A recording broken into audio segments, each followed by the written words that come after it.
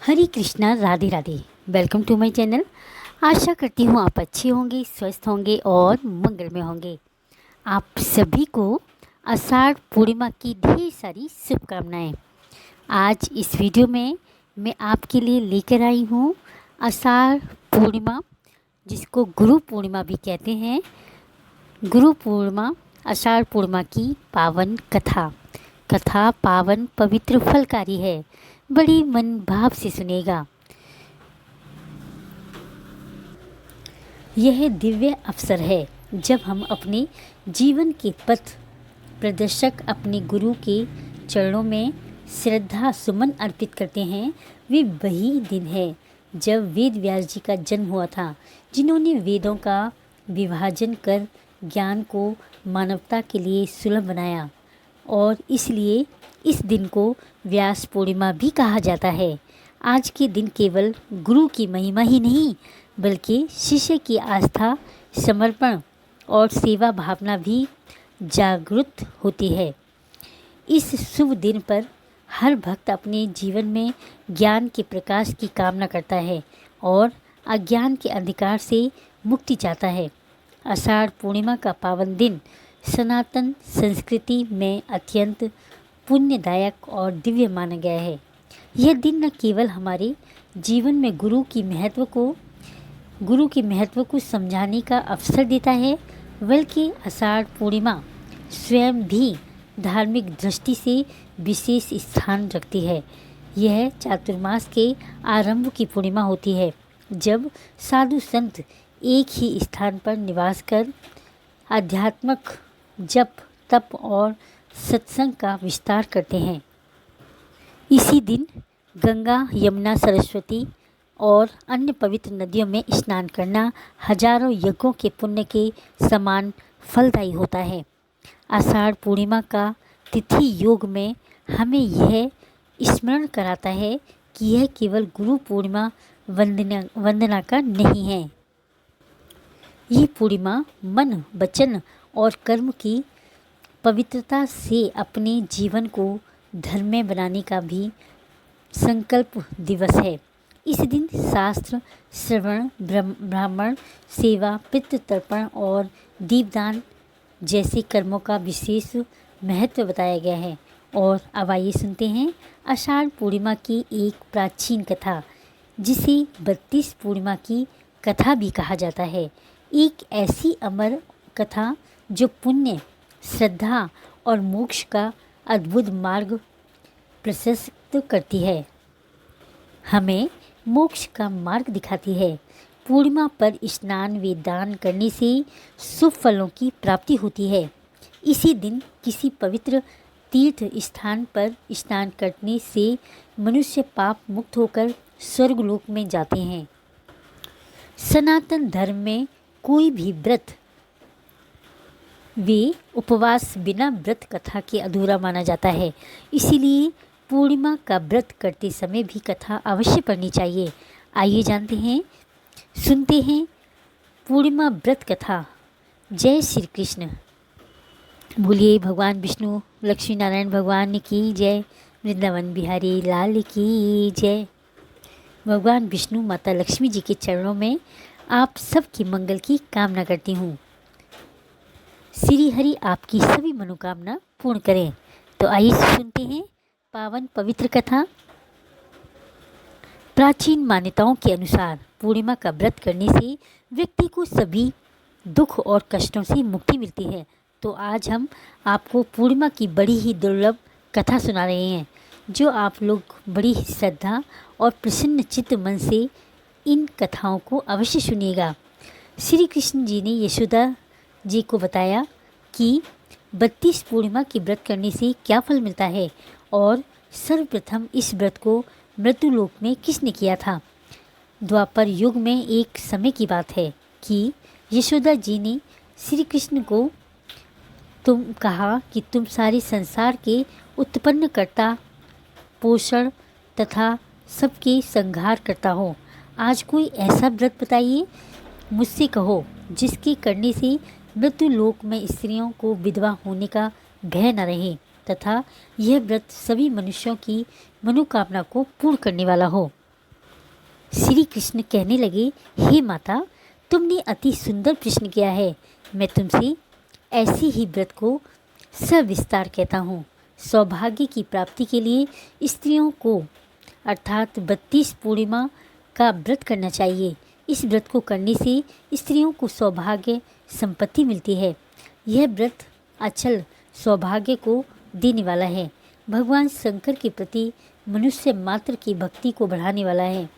यशोदा माँ कहने लगी कि हे कृष्ण, सर्वप्रथम इस व्रत को मृत्युलोक में किसने किया, इसके विषय में विस्तार पूर्वक मुझसे कहो। श्री कृष्ण जी कहने लगे कि इस भूमंडल पर एक अत्यंत प्रसिद्ध राजा चंद्रहास से पालित अनेक प्रकार के रत्नों से परिपूर्ण कातिका नाम की एक नगरी थी। वहाँ धनेश्वर नाम का एक ब्राह्मण था और इसकी स्त्री अति सुशील रूपवती थी। दोनों ही उस नगरी में बड़े प्रेम के साथ रहते थे।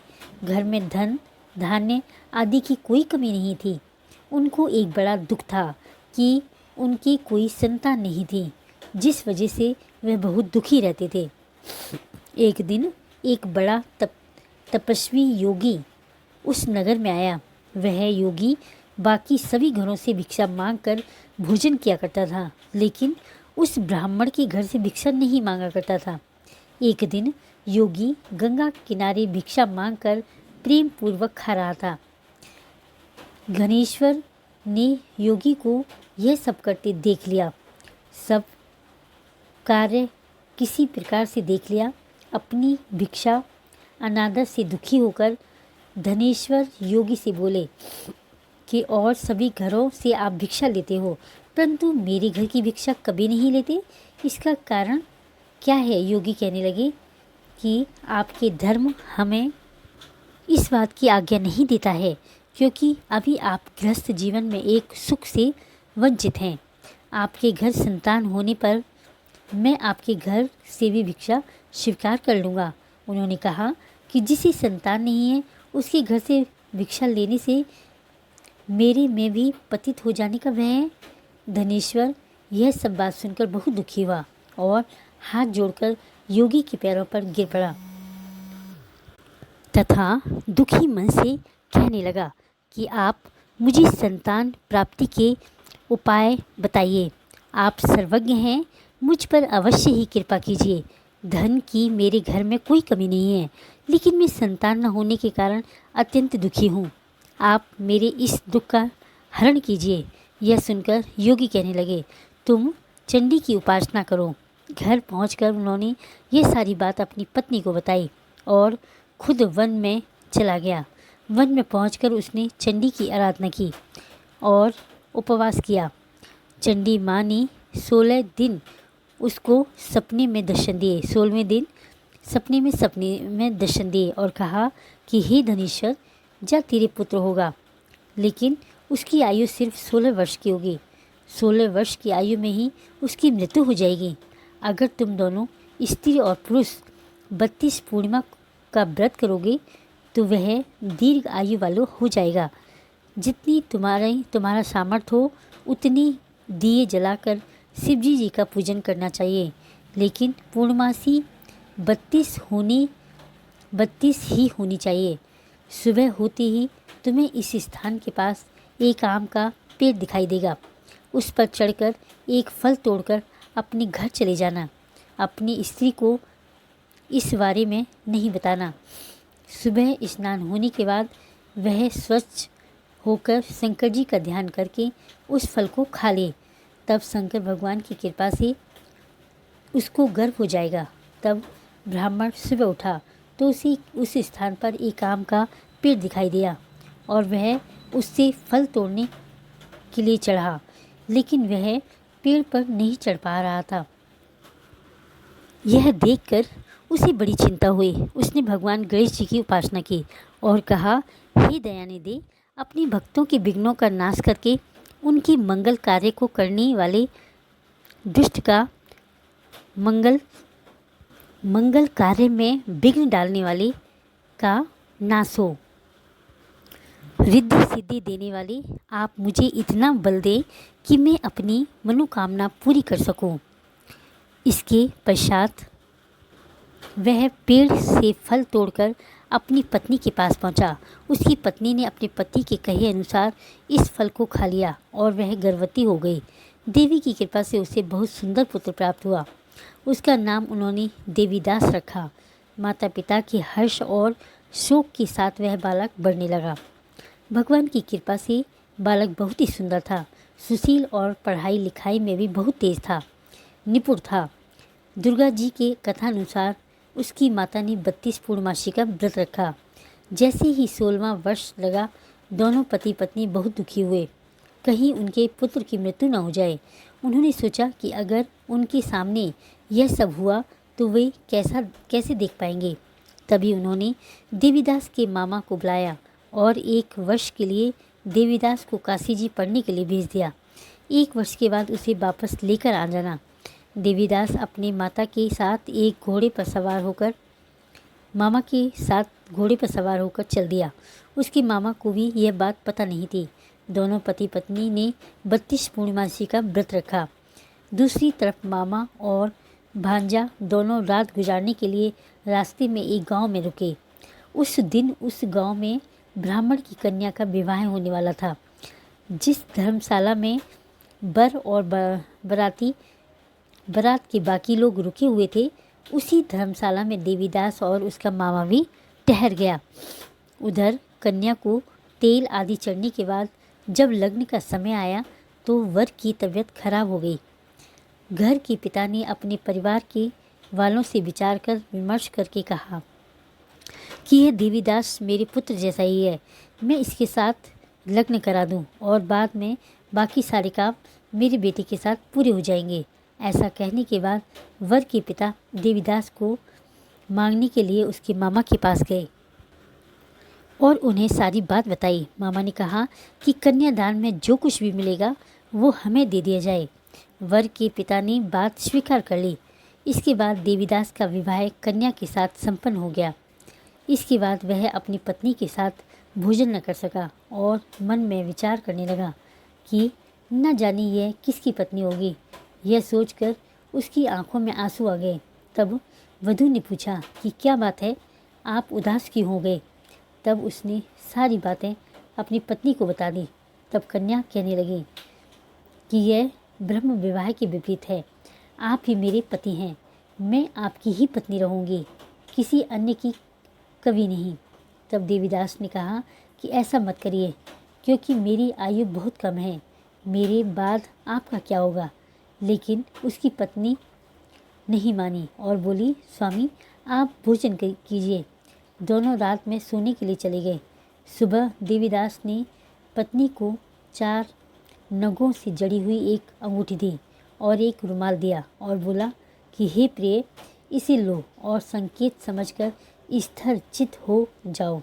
मेरे मरण और जीवन जानने के लिए एक पुष्प वाटिका बना लो। उसमें सुगंधित वाली एक नवमल्लिका लगा लो। उसकी प्रतिदिन जल से सिंचा करो और आनंद के साथ खेलो कूदो। जिस दिन मेरा प्राणांत होगा उस दिन वह फूल सूख जाएंगे। जब यह फिर से हरे हो जाएं तो जान लेना कि मैं जीवित हूँ।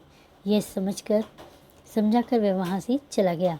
उसके बाद जब वर और बाकी बाराती मंडप में आए तो कन्या ने उसे देखकर कहा कि यह मेरा पति नहीं है।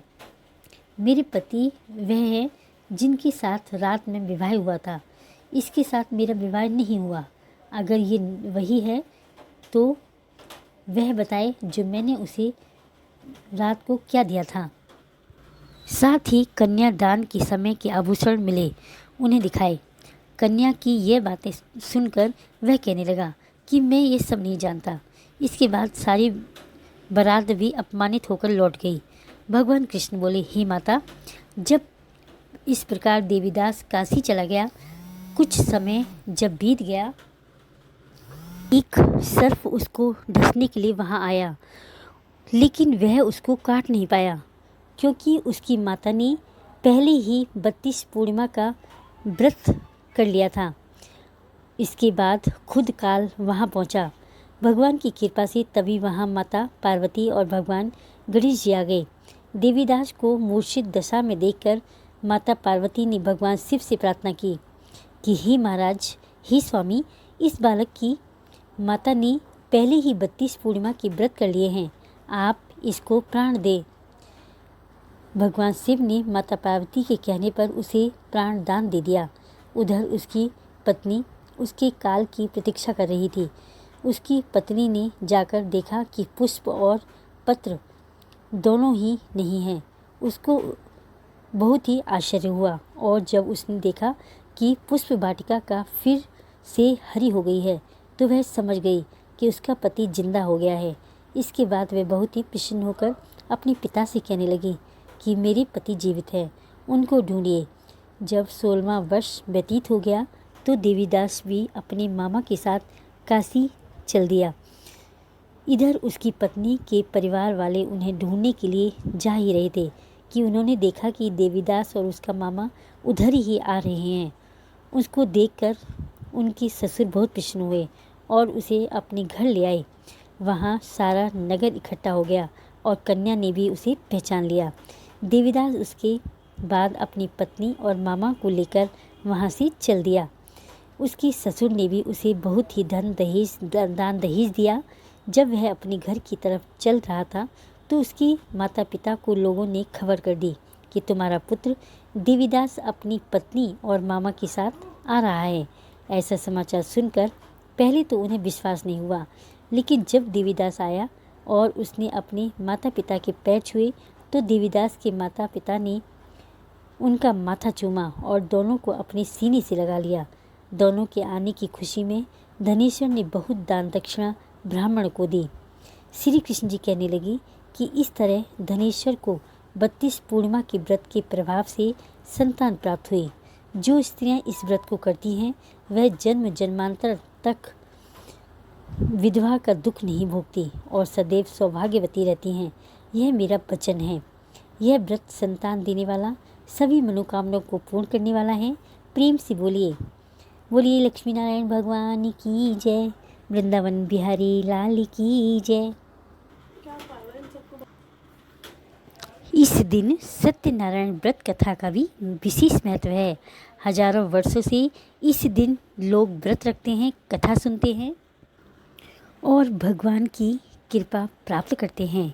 इस दिन पावन दिन पर जरूर सुनें सत्यनारायण भगवान की कथा, जो हमें सच्चे धर्म, सत्य और भक्ति की राह दिखाती है और भगवान विष्णु की कृपा प्राप्त कर सकते हैं। ज्येष्ठ पूर्णिमा स्नान दान का विशेष महत्व होता है। आषाढ़ पूर्णिमा 2025 को 10 जुलाई को मनाई जाएगी। स्नान का शुभ मुहूर्त होगा 4:10 से 6:10 तक रहेगा। एक बार जयकारा लगा दीजिए, बोलिए लक्ष्मी नारायण भगवान की जय, वृंदावन बिहारी लाल की जय। हे श्री हरि, अगर कथा अधूरी हो तो पूरी करना, पूरी हो तो मान रखना, कहने सुनने वाली सभी की मनोकामना पूर्ण करना। अगर वीडियो अच्छी लगी हो तो लाइक करें, कमेंट करें, मीनूस लाइफ स्टाइल को सब्सक्राइब करें ऐसी ही अच्छी अच्छी वीडियो देखने के लिए। हरे कृष्णा, राधे राधे।